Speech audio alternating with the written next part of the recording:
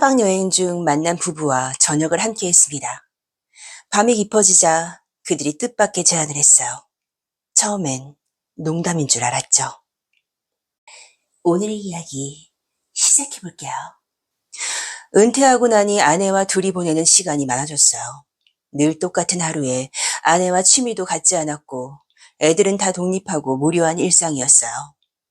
그런데 어느 날 아내가 차박을 해보자고 하는 거예요. 요즘은 SUV 차를 개조해서 전국을 다니는 부부들이 많다면서 차박을 자기도 하고 싶다고 말이죠. 처음엔 솔직히 별로 내키지 않았어요. 그래도 은퇴도 했겠다. 아내가 하고 싶다는 걸 한번 해보자 싶었습니다. 그날부터 차박에 대해 이것저것 찾아보고 나름 차를 하나씩 개조하기 시작했어요. 구조를 변경해서 취침 공간에 수납 공간까지 만들고 나니까 이게 제법 그럴싸해 보이더군요. 그렇게 처음으로 차박을 시작했는데 이게 생각보다 괜찮은 거예요. 숙소 예약할 필요도 없고 마음에 드는 곳이면 차만 세우면 그곳이 바로 우리 숙소였어요.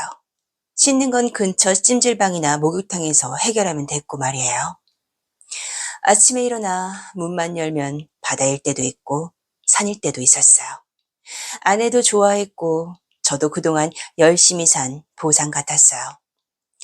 그러다 보니 여행지도 적극적으로 찾게 되고 좋은 곳이 있으면 아내와 바로 떠났죠. 그렇게 여행을 떠나다 보니까 차박 여행이 일상이 된 거예요. 그날도 강원도에 유명한 전망대가 있다고 해서 찾아갔죠. 여기는 입구부터가 조금 헷갈리더라고요. 그때 차를 세우고 길을 찾고 있는데 어떤 부부가 먼저 말을 걸어오더군요. 전망대 가시는 거예요? 그렇다고 하니 아주 친절하게 길을 가르쳐주고 어디 가면 좋다 이런 것까지 알려주더라고요. 두 사람은 우리와 비슷한 또래로 보였어요. 남자는 내 또래로 보였는데 반바지 차림에 허벅지가 제법 단단해 보였죠. 그 옆에 여자는 날씬한 체형이었고 등산복이 잘 어울렸어요. 게다가 화장기가 거의 없는 얼굴이었는데 피부도 깨끗해 보이더군요. 아무튼 그 부부 덕분에 우리는 어렵지 않게 전망대에 올라갔고 한참 구경한 뒤 차로 내려왔죠. 그렇게 그 부부와의 만남은 거기서 끝인 줄 알았습니다. 전망대에서 내려온 우리는 근처 시장에 들러 저녁거리를 샀고 그날은 멀리 가지 않고 근처에서 하루 쉬기로 했죠. 가다가 한적한 곳이 있어서 여기가 좋겠다 싶어 차를 세우고 저녁 준비를 하고 있었어요. 그때 SUV 한 대가 들어오더군요. 차에서 내리는 사람들을 보는데 낯이 익었습니다. 전망대에서 길을 알려줬던 바로 그 부부였어요. 또 만나네요. 그쪽 부부도 우리를 알아보고 반갑게 인사를 했죠.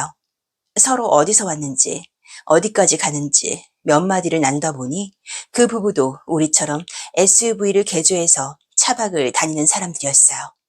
그러다 보니 그날 저녁은 자연스럽게 같이 먹게 됐어요. 우리는 시장에서 사온 회와 전을 꺼냈고 그쪽은 삼겹살과 반찬을 가져왔어요. 술도 한 잔씩 곁들면서 여행 이야기를 했습니다. 앞으로 어디를 다닐 건지 말이죠. 그런데 우리랑 가고자 하는 목적지가 거의 비슷한 거예요.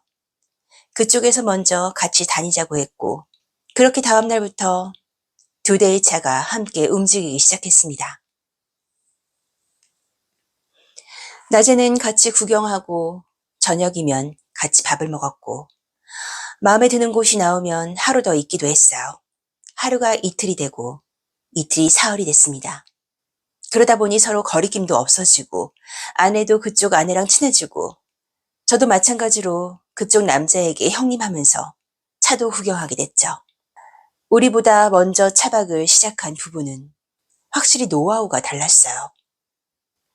그 남자는 자기 차에 대한 프라이드가 상당하더군요. 자기 차로 오라며 설명을 하더라고요. 침대는 어떻게 만들었는지, 수납은 어떻게 했는지 이런저런 이야기를 하면서 그렇게 서로 차 안을 둘러보게 된 거죠.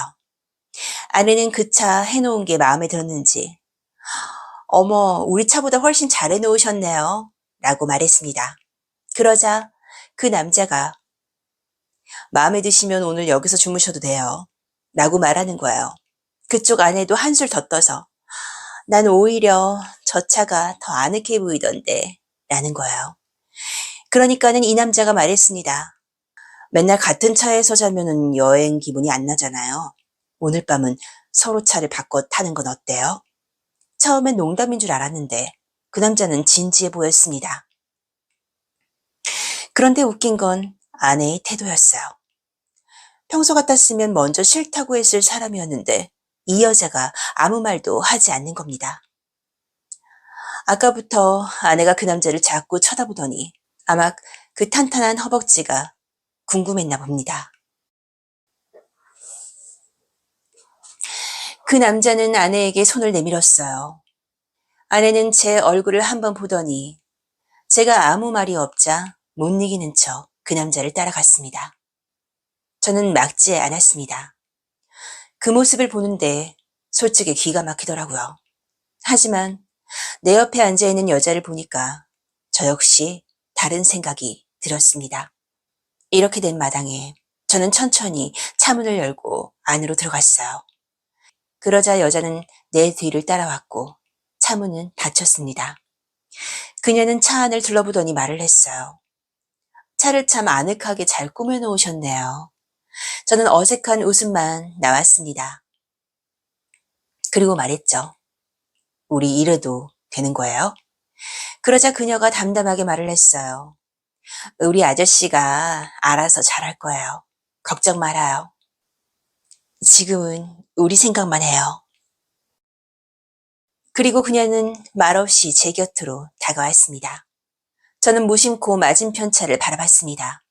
아내는 괜찮을까라는 생각이 들었지만 그 생각은 오래가지 않았습니다. 차 안은 조용했습니다. 창문 밖에서는 풀벌레 소리만 들렸고 희미하게 아내의 목소리가 들리는 것만 같았습니다. 그렇게 그날 밤은 정신없이 흘러갔고 나도 모르게 언제 잠들었는지도 모르게 골아떨어졌어요. 다음 날 아침이 됐습니다. 우리는 각자 차에서 나와 멋쩍은듯 인사를 나누었고 형님은 잠을 못 잤네 하면서 하품을 하더군요.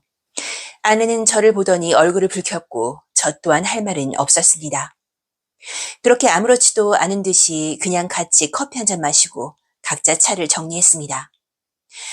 그리고 헤어질 때 제가 물었습니다. 형님, 연락처라도 주시죠. 그 남자는 말했습니다. 차박 다니다 보면은 또 오다 가다 만나겠죠. 그 말만 남기고 인사를 한 뒤 그 부부는 떠났습니다. 참 이상한 부부였어요. 처음이 아닌 것처럼 너무 자연스럽더군요. 아내와 저는 그날 일을 입에 올리지 않았습니다.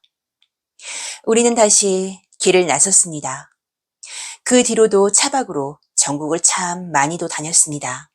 그런데도 그 부부는 다시 만나지는 못했어요. 그리고 가끔 차박을 떠날 때면 문득 그날 밤 그 부부가 생각이 납니다. 어디로 차박을 다니는지 궁금하기도 하고 말이죠.